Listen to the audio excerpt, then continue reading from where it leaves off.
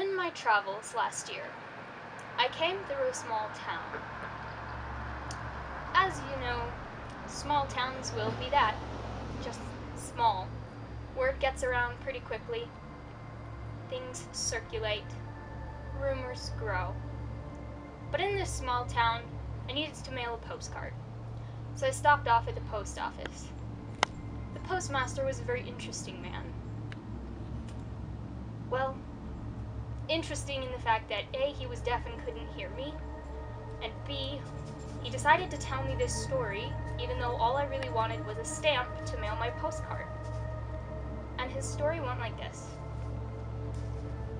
About 40 years back, around 1920, this town came upon some hard times.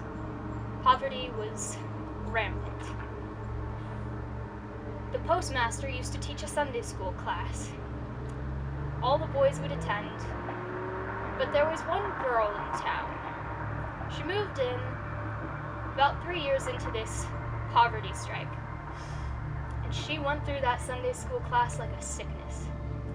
1 week, she would be seen with a boy picking berries on the hillside, and he wouldn't show up for Sunday school for the next 3 weeks.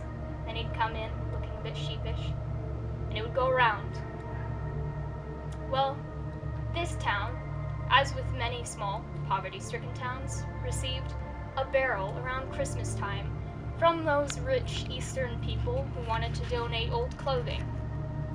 Well, when the missionary barrel got sent in and they opened it up at church, they would distribute the clothing, and usually people wouldn't fight about it. They'd just come up and take what they needed and go on their way.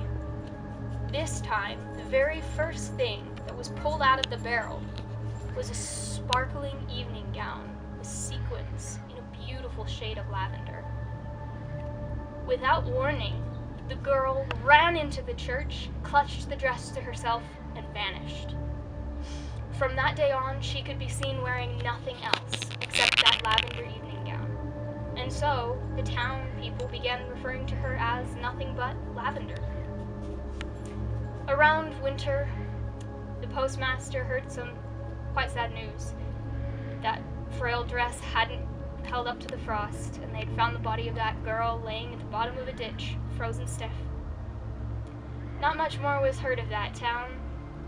Like I said, it was small, and nothing happened. But the postmaster, in his story, he kept continuing to tell me, despite the fact that all I wanted was that stamp to mail my postcard. He said that about a week ago, 2 young men had driven through. I think it was around late April, I believe, so it was around time of prom. These 2 young men were on their way to the small town's single prom when they saw a girl by the side of the road. She had beautiful golden hair that was done up, she had diamonds in her ears, and she had the most beautiful lavender evening dress. They stopped because she waved at them, and she asked if she could get a ride. Of course they said yes. Who wouldn't? So, they asked her name, and she said, "Just call me Lavender. It's my favorite color." They laughed and had a great time all evening, although towards the end of the night, as the boys were driving her home, she was a little bit chilly, and one of the boys offered to lend her a sports coat. When they went to drop her off at her house, she said, "No, just leave me at the base of this hill here. I'll walk home." They were a little bit confused, but they complied since she insisted, and they left her to go walk at the base of the hill.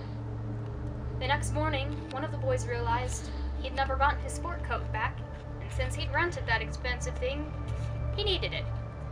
He didn't know where to go to find the girl, so he went where everyone knew to go to get information: the postmaster. They walked in and they asked if anyone knew about a girl who had been called Lavender, and the postmaster, he froze in his tracks, possibly because he couldn't hear the entire question, but then he took them to the hill, he walked them to the top, and then he simply pointed at the graveyard. The boys walked through, and there they found an unmarked grave, a suit coat, folded neatly, laying on top.